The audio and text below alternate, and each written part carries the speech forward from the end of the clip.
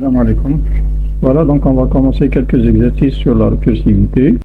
Donc, en premier exercice, on vous demande d'écrire une fonction bin to deck, qui permet de convertir un entier binaire en sa valeur décimale.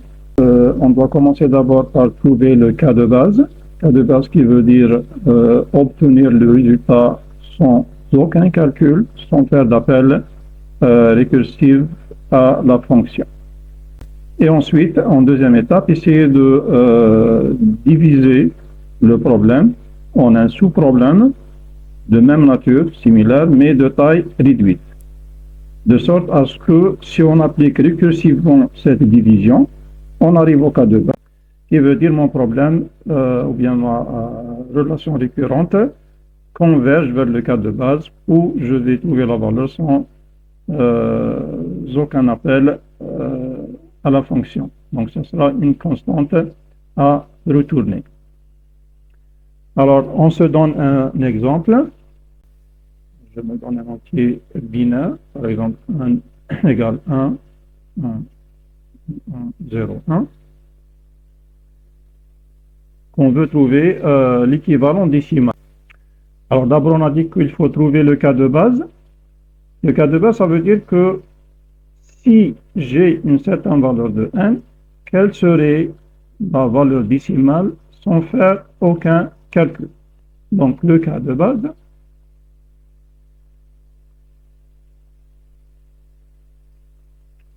c'est clair que si je vous donne n égale à 0, je vous demande de convertir ce nombre en décimale, vous allez dire que je n'ai besoin d'aucun calcul, la valeur décimale, elle est égale à 0. Une autre personne peut dire que, voilà, si n est égal à 1, un autre cas de base, donc ça, c'est un autre cas.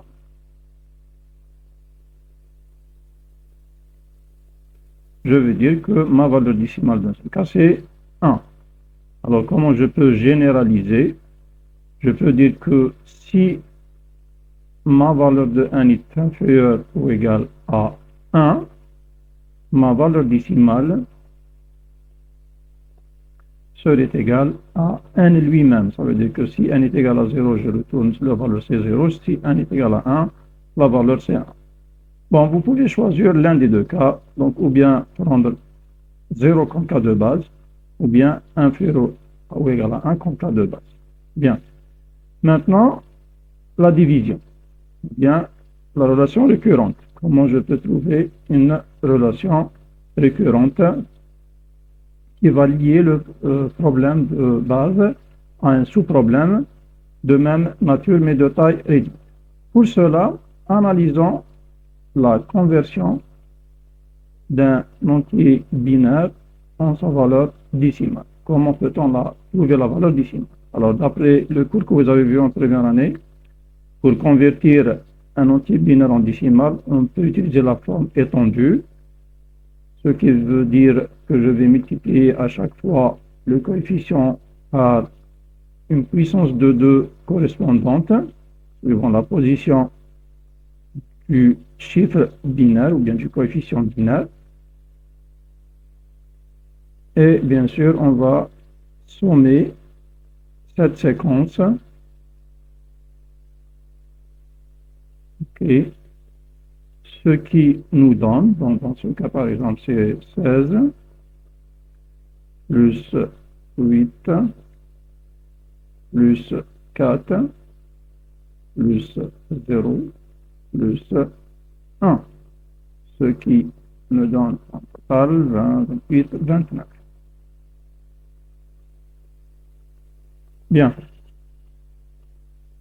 Alors, essayons maintenant de passer à un niveau réduit. Ça veut dire que je vais essayer de décomposer mon problème d'une manière récursive, de sorte à ce que je vais obtenir un même problème et de taille réduite. Alors, je vois bien que 2 à la puissance 0 est toujours égal à 1. Et donc, si je vais isoler ce chiffre, qui est le chiffre le plus à droite, je vais maintenant me focaliser sur le nombre restant. Alors, je le reprends ici. C'est 1, 1, 1, 0. Essayons de convertir ce nombre-là, qui est un nombre binaire, en décimal. Je vais procéder de la même manière. Je multiplie chaque coefficient par la puissance de 2 correspondantes.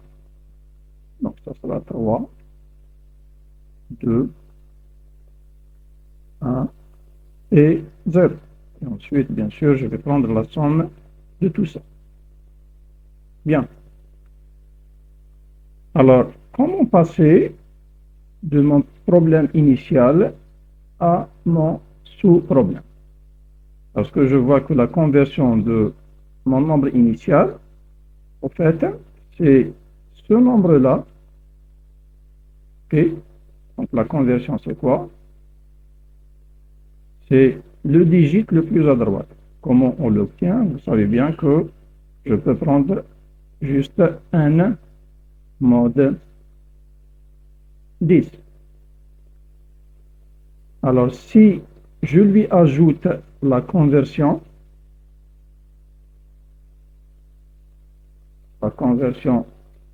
du résultat de ce nombre-là, et vous voyez bien que comment je peux obtenir la partie gauche, c'est juste prendre n div 10.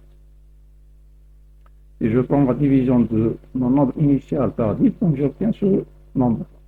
Maintenant, quelle est la relation entre ces deux nombres? Si vous remarquez, si je prends cette séquence, cette suite de nombres, et la comparer avec celle-ci, vous remarquez que si je prends le 2 en facteur, okay, et je vais prendre donc 2 à la puissance 3, plus 2 à la puissance 2, plus 2 à la puissance 1, plus 2 à la puissance 0. Ok, donc le 1 c'est 2 fois 2 à la puissance 0, ainsi de suite. Et là vous remarquez que j'obtiens la même séquence. Ce qui veut dire quoi? Si je veux convertir ce nombre-là, qui est le n div 10, je n'ai qu'à prendre 2 fois, ok, et 2 fois ma fonction avec un nouveau paramètre réduit, qui est le n div 10. Et donc ma relation récurrente dans ce cas, ma relation récurrente, c'est quoi? Elle dit que si je veux convertir un nombre n, je n'ai qu'à prendre le coefficient le plus à droite, que j'obtiens à l'aide de n mod 10, je lui rajoute 2 fois ma même fonction, mais avec un paramètre réduit qui est le n div 10. Et bien sûr, vous remarquez que si je divise à chaque fois n par 10, je vais aboutir au cas de base. Je vais aboutir à mon cas de base qui est le n égale à 0. Donc, une fois qu'on trouve cette relation récurrente, il ne reste plus qu'à écrire ma fonction récursive. Ok, donc fonction. Ok, donc on vous dit que vous l'appelez bin2dec, donc pour simplifier, je vais utiliser juste f, ensuite on va l'écrire au propre avec le nom donné. Donc je vais avoir un paramètre entier et son type, elle est de type entier. Vous voyez bien que je n'ai besoin d'aucune variable locale, donc je peux commencer directement par la partie exécution, début. Donc j'ai le cas de base, si n est égal à 0, ou bien on a dit que inférieur ou égal à 1. Alors si j'utilise celui-là, donc je dois retourner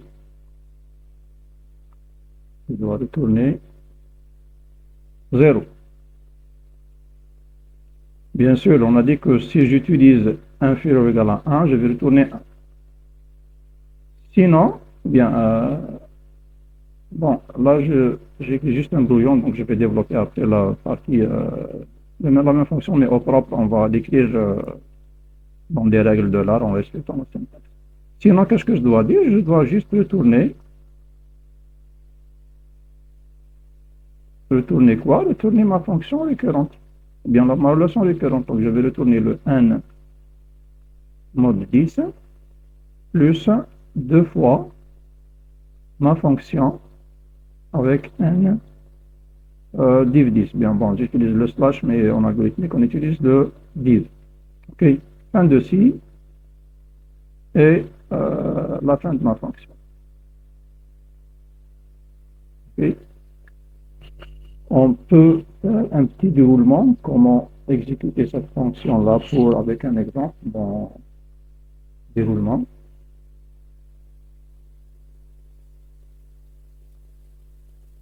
Alors vous voyez bien que cette récursivité, elle est non terminale. Pourquoi non terminale? Parce que ma condition qui dit que l'appel doit être isolé n'est pas vérifiée parce que mon appel, il fait partie d'une expression. Alors vous savez bien, comme on a vu le cours, qu'il y a deux conditions à vérifier pour que la récursivité soit terminale. D'abord, l'appel doit être isolé, donc ne fait partie d'aucune expression, et il doit être la dernière action dans mon exécution. Dans ce cas, cette condition n'est pas vérifiée, donc ma récursivité est non terminale. Comme résultat, vous avez bien vu que si ma récursivité n'est pas terminale, elle est non terminale, donc j'ai des traitements à faire à la remontée. Donc si je commence avec un entier, bon, je vais prendre un exemple plus simple pour ne pas perdre beaucoup de temps dans le déroulement. Donc ce que je dois trouver comme conversion de ce nombre-là, donc on doit trouver 8 plus 4 plus 0 plus 1. Donc le résultat final qu'on doit trouver, c'est 13. Bon, on commence. Donc mon premier appel, je vais faire appel à f de 1, 1, 0. Donc j'accède à ma fonction, je teste, est-ce que n est égal à 0? Non. Donc j'exécute le sinon. Le sinon, donc c'est quoi? C'est le n mode 10, pardon. Donc c'est 1 plus le f du n div 10, et dans ce cas, ça me donne le 1, 1, 0. Est-ce que, pardon, c'est 2 fois f. Est-ce que je peux évaluer cette expression? Bien sûr que non. Pourquoi? Parce que j'ai un inconnu là, f de 1, 1, 0. Donc je dois d'abord le calculer. Donc j'applique exactement la même chose. Je fais un deuxième appel de ma fonction. Je teste le paramètre. Il est égal à 0, non. Donc je retourne le mode plus 3, 2 fois ma fonction avec 3. Alors 2 fois la fonction de mode, le div, pardon, dans ce cas c'est le 1, 1. Je ne peux pas évaluer cette expression parce que j'ai un inconnu, donc de nouveau je dois le calculer. Je fais un deuxième appel, je teste mon paramètre, c'est différent de 0, donc je prends 1, le mode, plus 2 fois ma fonction avec le div, et dans ce cas c'est le 1. Encore une fois, j'ai un inconnu, je dois le calculer, ça me donne le mode, c'est le 1, plus 2 fois le div. Le div dans ce cas me donne 0. J'ai un inconnu, je vais le calculer encore une fois. Donc, je teste mon paramètre, mais cette fois-ci, il est égal à 0. Donc, je dois retourner 0. Ce qui fait que cette fonction-là va me retourner 0. C'est le cas de base, donc dans ce cas, je dois commencer ma remontée. Puisque la récursivité elle est non terminale, donc à la remontée, j'ai besoin de faire quelques calculs. Donc ce résultat, je le retourne en me appelant. Il sera multiplié par 2, plus 1, résultat c'est 1. Je retourne mon résultat en l'appelant. Il va le multiplier par 2, ensuite ajouter 1, le résultat c'est 3. Ce résultat, je le retourne en me appelant, qui est le 3. Je le multiplie par 2, 6. Je lui rajoute 0, donc le résultat c'est 6. Je retourne ce résultat en me appelant, donc je le retourne 6. Il le multiplie par 2, ça me donne un 12. J'ajoute 1, le résultat c'est 13. Et enfin, je retourne au premier appelant, 13. C'est le premier appel, donc c'est le résultat final. Et vous voyez bien qu'on a exactement le même résultat. Donc ce traitement-là, il est fait à la remontée. Pourquoi? Parce que la récursivité, elle est non terminale. Et donc, je dois faire quelques calculs à la remontée. Alors, je peux programmer cette fonction en C, mais avant ça, je vous présente le corps de la fonction dans l'art, les règles de l'art. On vous a demandé d'utiliser la fonction d'IntoDeck. Donc là, j'utilise le même nom qu'on m'a demandé. Ça, c'est le cas de base. Alors, dans ce cas, j'assigne 0, ou bien j'utilise la notation retournée. Sinon, donc, d'IntoDeck reçoit le n mod 10, c'est le chiffre le plus à droite, plus 2 fois ma fonction bin, le n divisé. Donc, bien sûr, je peux utiliser retourner. Donc, on avait dit que je peux utiliser inférieur ou égal à 1, mais dans ce cas, je dois retourner n, non pas 0. OK? Et si je veux maintenant le programmer en utilisant le langage C, donc vous voyez bien que je peux convertir directement donc ma fonction C bin-to-deck.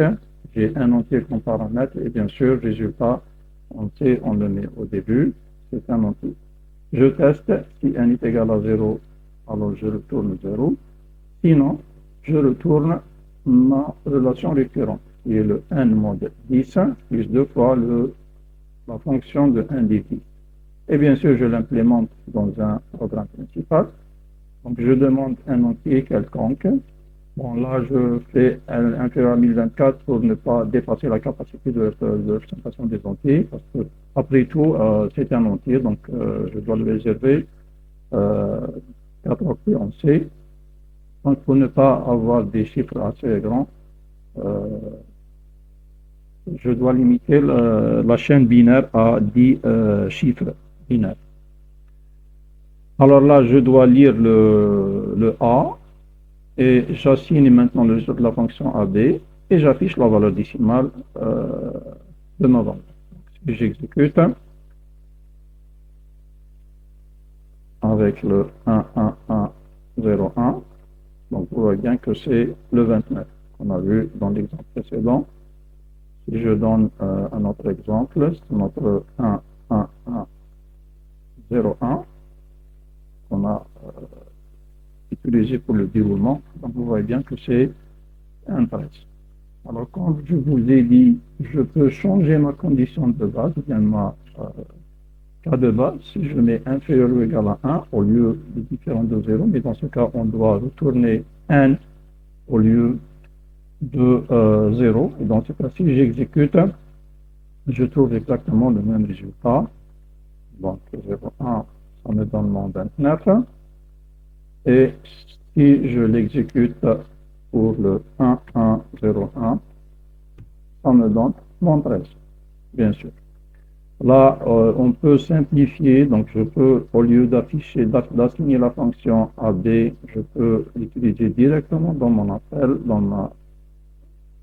au lieu d'afficher B, je vais afficher ma fonction. Et dans ce cas, bien sûr, je vais avoir exactement le même résultat. Voilà. Donc, je résume. Notre problème initial, c'était de convertir un nombre binaire en décimal. D'abord, il faut définir le cas de base. Cas de base qui veut dire trouver les résultats sans aucun calcul. Donc, on a vu que si n égale à 0, je trouve le résultat 0. Si c'est 1, je trouve 1. Donc, on avait le choix de prendre une des deux conditions. Ensuite, il fallait trouver une relation récurrente qui permet de décomposer mon problème en sous-problèmes similaires de même nature, mais avec des tailles réduites. Donc, on s'est dit la décomposition, bien la conversion mathématique d'un nombre binaire en décimal, il suffit de prendre la forme étendue du nombre. Donc, multiplier chaque coefficient par la puissance de 2 correspondante en commençant par 0. Et on a trouvé ce résultat-là.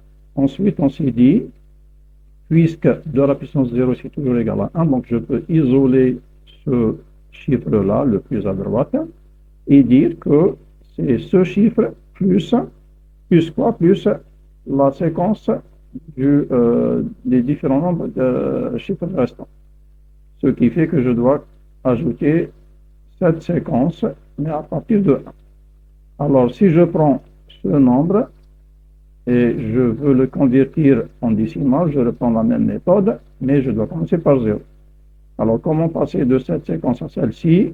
On s'est dit que si je sors le 2 en facteur, j'obtiens exactement le même résultat, et donc j'ai obtenu ma fonction récurrente, ou bien ma relation récurrente qui me permet donc d'écrire ma fonction. Au propre, c'était cette fonction-là. Donc, j'arrive à la fin de cette vidéo-là, et espérons vous voir dans une prochaine vidéo. Bon courage et bonne chance.